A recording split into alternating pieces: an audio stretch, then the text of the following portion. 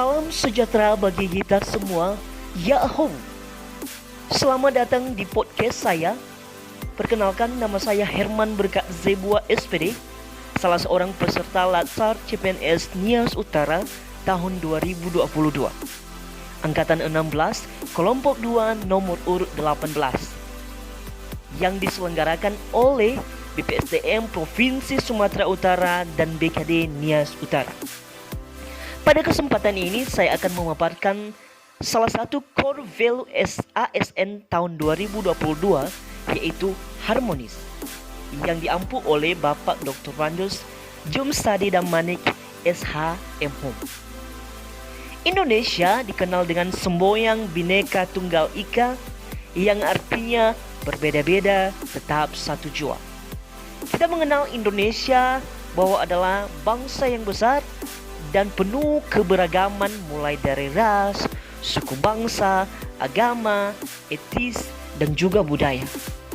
Tentunya kita tidak menginginkan situasi dan kondisi disharmonis karena keberagaman itu terjadi dalam kehidupan kita, bukan?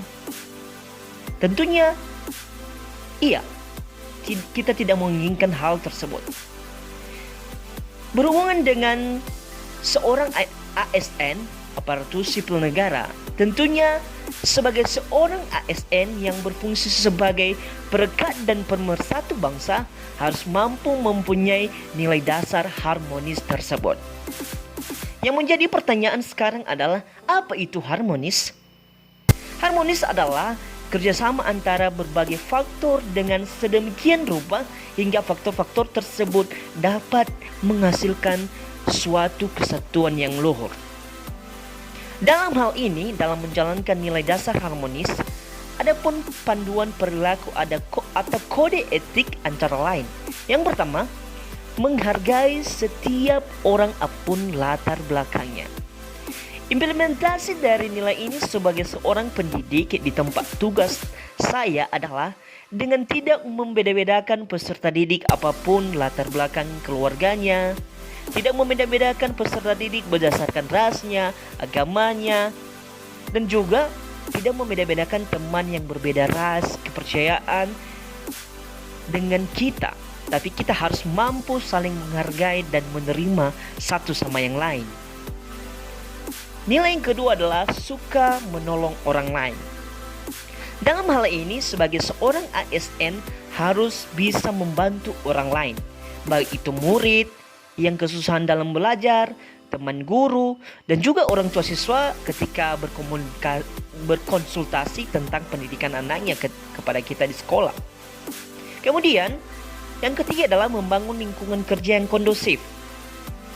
Ya, tentunya lingkungan pekerjaan yang tidak nyaman, tentu itu akan mempengaruhi kualitas dari pelayanan yang kita berikan kepada peserta didik kita. Sehingga oleh karena itu, sebagai seorang ASN dan sebagai seorang tenaga pendidik harus mampu menjalani hubungan yang baik antara itu kepada atasan, rekan guru, maupun kepada peserta didik itu sendiri. Berdasarkan hal tersebut, saya Herman Berkat Zebua peduli dan menghargai perbedaan di lingkungan tempat saya bekerja, yaitu di SMP Negeri 2 Tugalaoyo. Baik Bapak Ibu, demikian saja isi podcast saya pada saat ini. Akhir kata saya ucapkan terima kasih. Yahoo.